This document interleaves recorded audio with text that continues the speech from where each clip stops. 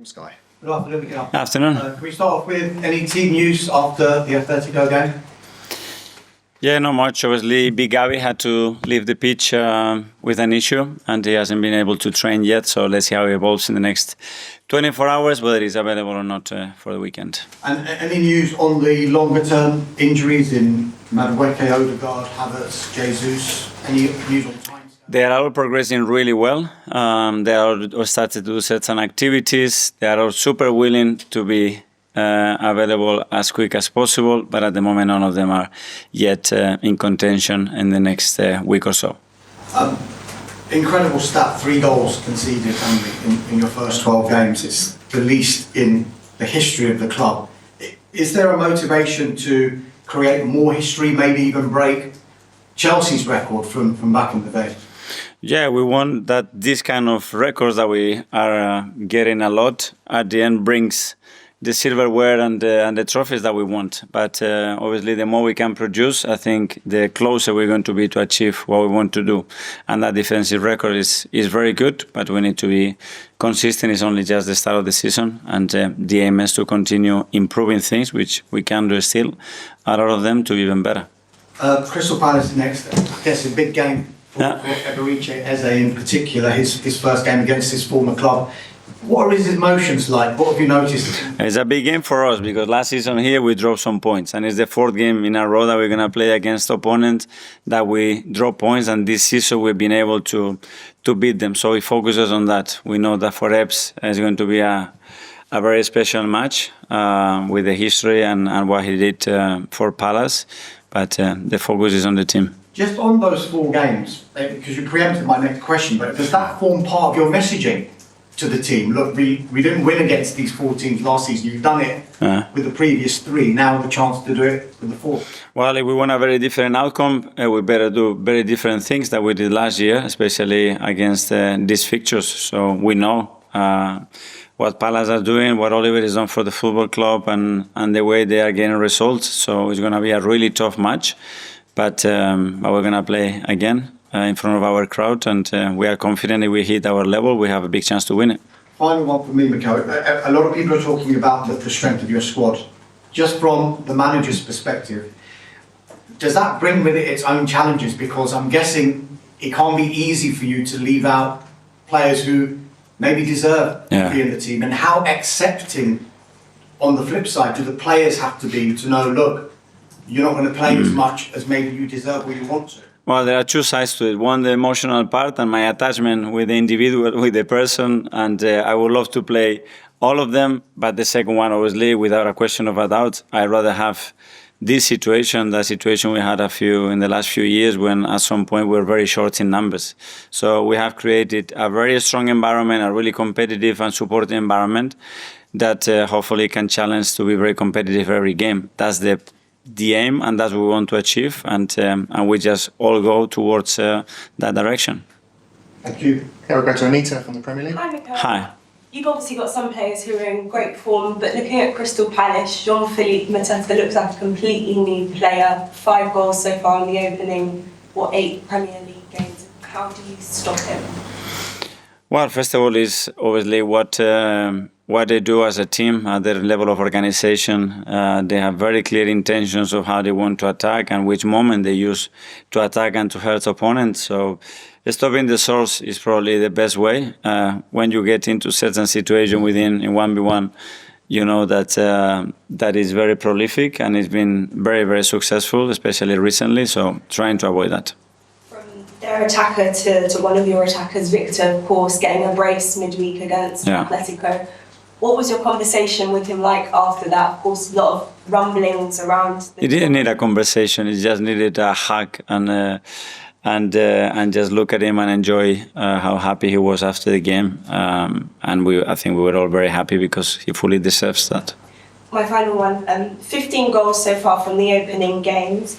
I know you're used to many questions being asked about the manner in which the goals are being scored, with 2/3 of them coming from set pieces. Are you at all concerned that it's only 5 from open play at this stage? No, not at all. Because I don't see football like open play and set pieces. I see the game in a different way. Thank you. Thank you. Good. Ian from TalkSport. Hi, Mikel. How are you? Very good, thank you. You going on from that then, the set pieces. I mean, a lot of people say that Arsenal score most of their goals from set pieces. They still can't stop you. And yet football seems to be going more to teams who want to be like you, scoring from set pieces. How have you done and perfected this? With work. First of all, creating the culture, giving to that part of the game the importance that it has, understanding that again football is evolving and the opponents are behaving against us, that we have to maximize certain things that happen very frequently. So something that happens very frequently better has a lot of value to us. So trying to maximize that and be effective. At what point did you say though, Bill, did you hone in on the fact that this was going to be such a rich source of goals and so good for your team? 10 years ago. Explain. 10 years ago, I said, I think it has to be, I wasn't here, but 10 years ago, I said, it's a massive thing to do that. And I started to have a vision and try to implement a method and try to be surrounded by the best people to deliver that. Just a couple more. Firstly, on the defence, Arsene Wenger's success, everyone thought was built around that real famous back four and David Seaman at the back. Are you trying to replicate that without copying and pasting? Are you trying to replicate that Arsenal success with a tight back four? I just go back to the history of football in general and the teams that have the best defensive record most of the times, except for the last 3 seasons in the Premier League, which we've been. Normally you win the league. So just go against those stats, but the stronger we are in that foundation, the bigger the probability to win games are. Last one. It's easy when you're a manager, things are going wrong. I know what I need to put right. How easy is it to manage when things are going perfectly as they are now, and there's a temptation not to touch anything, or is there a temptation still to? No, but they are far from perfect, and there are a lot of things that we must do better. Obviously, there are a lot of things that we're doing very, very well, and we need to maintain that. So it's just about understanding that the margins to win football games at this level are very small. In certain moments we had certain luck, in certain moments we have fully deserved to win them, but that's not going to be the same trajectory all the way in the season, and we need to be prepared for that. So the more alert we are, the more urgency we have, the more desire we have for the next game, we're going to be in a better place to win the game. Thank you. Tom, Football London. Hi, Mikel. Hi. We saw the Emirates on Tuesday, the light show and the integration of fans' phones. We also saw the messages at half-time and before the game started to encourage fans to get back into their seats as well as early as possible to create a supportive and intimidating atmosphere. How important is that element for you in potentially trying to raise the impact it can have on games? Key, capital. One of the most important things. And I love that because we don't expect supporters to turn up to the stadium. We want them just to play the game with us, which is very different. And in order to do that, you have to be in your seat. You have to be in your seat with a certain behavior, with a certain body language. And it's a good test. Sunday at 2 p.m., how we're going to turn up after a big Champions League. And if we're going to go to another step and do something that we didn't do last year, everybody has to turn into the stadium with that mindset. So that's what I want to see. And can I ask you about what it's like playing against a former club, as Everett J is going to do this weekend? You, of course, played against Everton when you moved to Arsenal. What challenges does that create for a player when they're playing teammates, former teammates and former friends, of course, so soon after they've moved? There is something else in your tummy. Obviously, there is history, there are a lot of emotion, there are very close relationships. You might think once you stepped in there and you go with that mindset, sometimes you have even more will to win. Because as well, obviously, you made that decision here to be successful and to achieve something else in your career. And I'm sure Epps is going to be ready for that. Simon, Evening Standard. Mikel, can I just ask you about that when you said 10 years ago you saw the importance of set pieces? Was that because when you were, I think that would have been your last year as a player doing your badges, I assume. Is that because you saw where the game was going and you thought that was going to be a key part of the era of football that we're in now? Yeah, and because I went to City with the best manager in the world, and I could see where we could have improvements, and it was clear because at some point I was doing that and I wasn't the best person in the world to do it. So if I'm not the best person in the world to do it and the best method to do it, there are ways to improve it. And you could see that straight after was what started to happen. But it's not only obsessed is that. I'm the same with the defensive part. In every transition, I want to be the best. When it comes to chaos, I want to be the best. When it comes to positional attack, the best. When it comes to low blocks, the best. And that's the eagerness to constantly find ways to develop your team, to evolve your team, and to give your players more tools to be more unpredictable and especially more efficient. That's it. And just one on that, Declan obviously, since he come here, he's turned into probably one of the best set-piece takers in the country. I mean, he's had comparisons to David Beckham. What would you say to that, and what do you think that says about him? Then again, I heard some quotes that he made about that this season position is changed a little bit, and I disagree with that because his position has evolved. And he is becoming a total player. A total player has to be able to do as many things as possible, and he has the capacity to do that.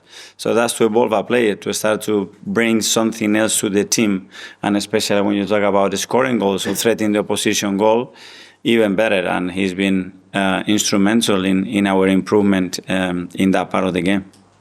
Harry, BBC. Hi, Mikel. Just sticking with the theme of the midfield, obviously Martin Zubimendi's come in. It looks from the outside like he's adapted amazingly to Premier League football. What would you say specifically he adds to your midfield that maybe you didn't have in previous seasons? Well, every player is different. We had some terrific midfielders here.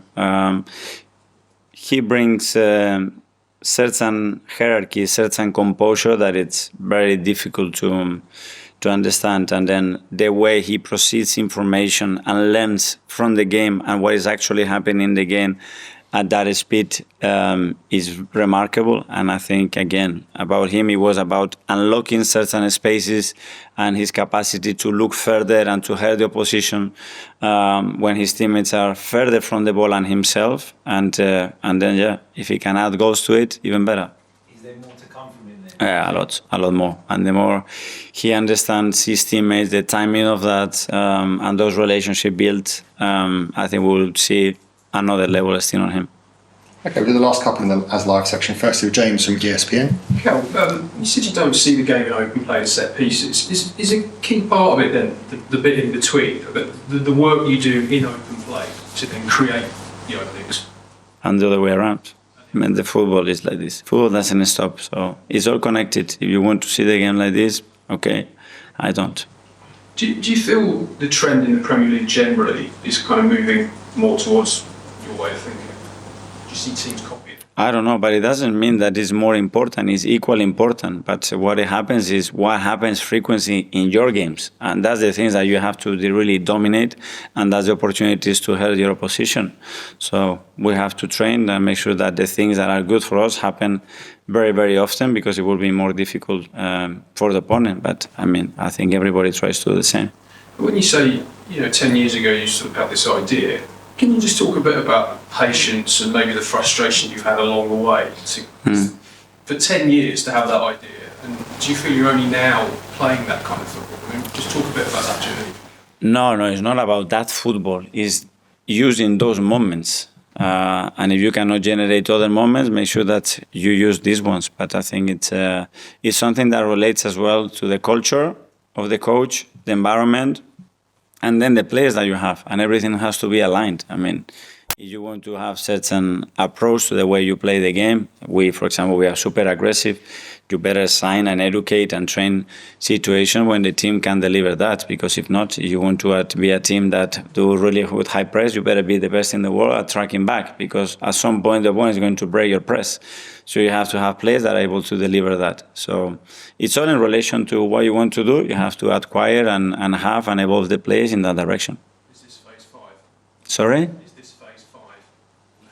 No, but this is not about the phases. The phases, it was something else. I'll ask you about that. Okay. Phil from PA. I know you spoke a little bit about this earlier, but the Chelsea record of 15 goals conceded in that season.